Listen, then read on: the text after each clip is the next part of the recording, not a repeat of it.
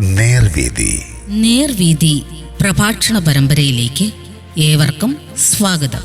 സുവിശേഷകൻ കുഞ്ഞുമോൻ തോട്ടപ്പള്ളി ഇപ്പോൾ നിങ്ങളുമായി ദൈവവചനം പങ്കുവെക്കുന്നു. ശ്രദ്ധിച്ചാലും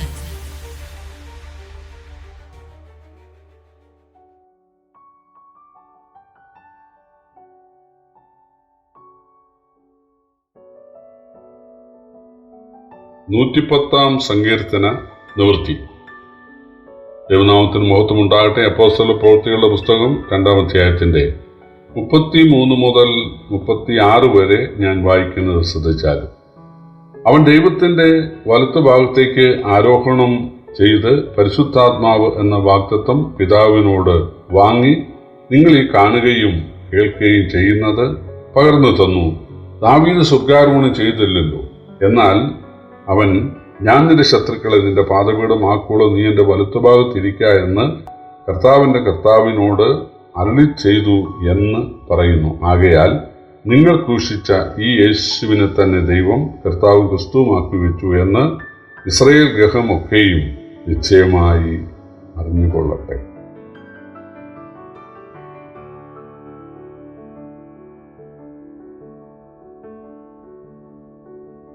നൂറ്റിപ്പത്താം സങ്കീർത്തനമാണ് പത്രോസ് ഇവിടെ ഉദ്ധരിക്കുന്നത്.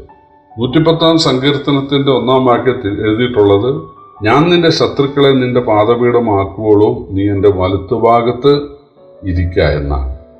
എന്താണ് വലത്തുഭാഗത്ത് യേശുവിനെ പിതാവ് ഇരുത്തിയത്?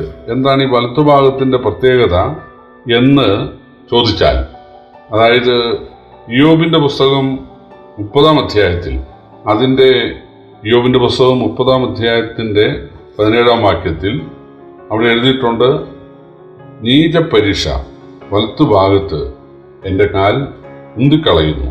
12-ാം വാക്യമാണ്, വലത്തുഭാഗത്ത് നീചപരീക്ഷ എഴുന്നേറ്റ് എൻ്റെ കാൽ ഉന്തുന്നു, അവൻ നാശഗർത്തങ്ങളെ എൻ്റെ നേരെ നിരത്തുന്നു. ഇനി സഖരിയാവിന്റെ പ്രവചനം 3-ാം അധ്യായത്തിന്റെ 1-ാം വാക്യം കൂടെ ഞാൻ വായിക്കുന്നത് ശ്രദ്ധിച്ചാലും, അനന്തരം അവൻ എനിക്ക് മഹാപുരോഹിതനായ യോശുവ യഹോവയുടെ ദൂതന്റെ മുമ്പിൽ നിൽക്കുന്നതും സാത്താൻ അവനെ കുറ്റം ചുമത്തുവാൻ അവന്റെ വലത്തുഭാഗത്ത് നിൽക്കുന്നതും കാണിച്ചു തന്നു. അപ്പോ വലത്തുഭാഗത്ത് കള്ളസാക്ഷ്യം പറയാൻ പിശാച് നിൽക്കും. വെളിപ്പാട് പുസ്തകത്തില് സഹോദരന്മാർക്ക് നേരെ സദാ അപവാദം പറയുന്ന ആളാണ് സാത്താൻ എന്ന് എഴുതിയിട്ടുണ്ട്. യോബിനെ കൊടുക്കാൻ വേണ്ടി, അല്ലെങ്കിൽ യോബിനെതിരായിട്ട് ദൈവത്തിൻ്റെ അടുക്കൽ ചെന്ന് പറഞ്ഞവനാണ് സാത്താൻ. എന്നാൽ ദൈവം ആ വലത്തുഭാഗത്ത്, സാത്താൻ വന്ന് മനുഷ്യനെ കുറ്റം വിധിക്കാൻ വരുന്ന ആ വലത്തുഭാഗത്ത് ഇപ്പോൾ യേശുവിനെ ആക്കിയിരിക്കുക. അതുകൊണ്ടാണ് കൊലോസ്യ ലേഖനം 3-ാം അധ്യായത്തിൽ വായിക്കുന്നത്, ക്രിസ്തു മരിച്ചിട്ട് ഉയർത്തെഴുന്നേറ്റിരിക്കുന്ന ഇടമായി ഉയരത്തിലുള്ളത് ചിന്തിപ്പീൻ എന്ന് പറഞ്ഞാൽ, എനിക്ക് വേണ്ടി ഒരു മധ്യസ്ഥൻ ദൈവത്തിൻ്റെ വലത്തു ഭാഗത്തുണ്ട് എന്നെക്കുറിച്ച് നല്ലത് പറയുന്ന സഖരിയാവിന്റെ പുസ്തകത്തിൽ വലത്തുഭാഗത്ത് പോയി സാത്താൻ ദൈവത്തോട് പറയുകയാണ്, ഈ മഹാപുരോഹിതനായ യോശുവ ഉണ്ടല്ലോ, ആ യോശുവയുടെ ആ കുപ്പായത്തിൽ കറയുണ്ട്. കുപ്പായത്തിൽ കറയുണ്ടെന്ന് പറഞ്ഞാൽ അവൻ്റെ ജീവിതത്തിൽ എന്തെങ്കിലുമൊക്കെ മിസ്റ്റേക്ക് ഉണ്ടെന്നാണ് ഇതിൻ്റെ അർത്ഥം. വസ്ത്രം നിർമ്മലമായി കാക്കുക എന്ന് പറഞ്ഞാൽ നീതിയോടുകൂടി ജീവിക്കുക എന്നുള്ളതാണ്. പക്ഷെ എന്താണ് ദൈവം പറഞ്ഞത്? അവൻ തീയിൽ നിന്ന് വലിച്ചെടുക്കപ്പെട്ട കൊള്ളിയല്ലേ. ബാബേൽ പ്രവാസത്തിൻ്റെ അടിമത്തത്തിൽ 70 വർഷം ജീവിച്ച ശേഷം മടങ്ങി വന്നതുകൊണ്ട് ബാബേൽ പ്രവാസത്തിൻ്റെ ചില ദോഷങ്ങൾ, പറ്റുമാനങ്ങൾ ഒക്കെ ഉണ്ടാകാനുള്ള സാധ്യത ഉണ്ട്. അതാണ് ദൈവം പറയുന്നത്. അപ്പോൾ അതൊരു നിഴലാണ്. നമ്മുടെ കർത്താവ് ദൈവത്തിൻ്റെ വലത്തുഭാഗത്തിരുന്നു കൊണ്ട് നമുക്ക് വേണ്ടി പക്ഷപാതം ചെയ്യുകയാണ്. അങ്ങനെ യേശു ഇവിടെ വന്ന് മരിച്ച ശേഷം ഉയർത്തെഴുന്നേറ്റ് ദൈവത്തിൻ്റെ വലത്തുഭാഗത്ത് പോയിരുന്ന് നമുക്ക് വേണ്ടി പക്ഷപാതം ചെയ്യും എന്ന് പഴയ നിയമത്തിൽ 110-ാം സങ്കീർത്തനത്തിൽ എഴുതിയിട്ടുണ്ടായിരുന്നു. റോമാലേഖനം 8-ാം അധ്യായത്തിലും യേശു ഉയർത്തെഴുന്നേറ്റ് ദൈവത്തിൻ്റെ വലത്തുഭാഗത്തേക്ക് പോയി എന്ന് എഴുതിയിട്ടുണ്ട്. അതുപോലെ നമ്മുടെ കർത്താവും മത്തായിയുടെ സുവിശേഷത്തിൽ 22-ാം അധ്യായത്തിൽ താൻ സ്വർഗത്തിലേക്ക് ദൈവത്തിൻ്റെ വലത്തുഭാഗത്തേക്ക് പോകും എന്നുള്ള കാര്യവും പറയുന്നുണ്ട്. ഇവിടെ 110 സങ്കീർത്തനം അനുസരിച്ച് യേശു ദൈവത്തിൻ്റെ വലത്തുഭാഗത്ത് പോയിരിക്കുന്നത് നമുക്ക് വേണ്ടി പക്ഷപാതം ചെയ്യാനാണ്. യേശുവിൻ്റെ നാമത്തിൽ പ്രാർത്ഥിക്കുക എന്ന് പറഞ്ഞാൽ എന്താണ്?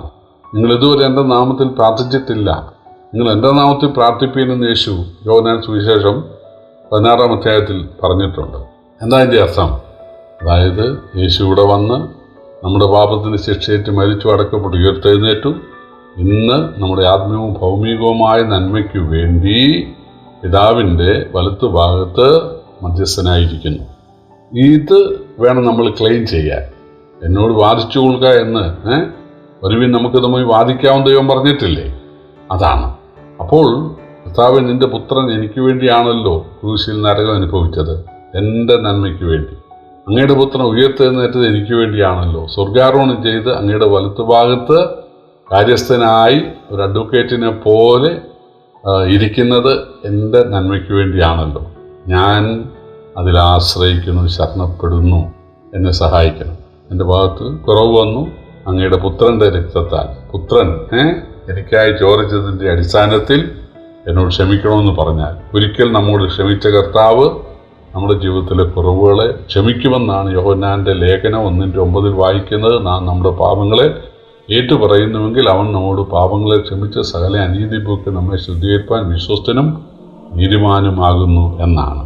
ഇവിടെ പത്രോസ് പറയുകയാണ്, കർത്താവ് 110-ാം സങ്കീർത്തനം അനുസരിച്ച് ഉയർത്തെഴുന്നേറ്റ് സ്വർഗാരോഹണം ചെയ്ത് ദൈവത്തിൻ്റെ വലത്തുഭാഗത്ത് ഇരുന്നിട്ട് നമ്മുടെ നന്മയ്ക്ക് വേണ്ടി പരിശുദ്ധാത്മാവിനെ, നമ്മുടെ ആത്മീയ ജീവിതത്തിനും ആത്മീയ ശുശ്രൂഷയ്ക്കും വേണ്ടി പരിശുദ്ധാത്മാവിനെ അയച്ചിരിക്കുകയാണ്. അതാണ് നിങ്ങൾ കാണുന്നത്.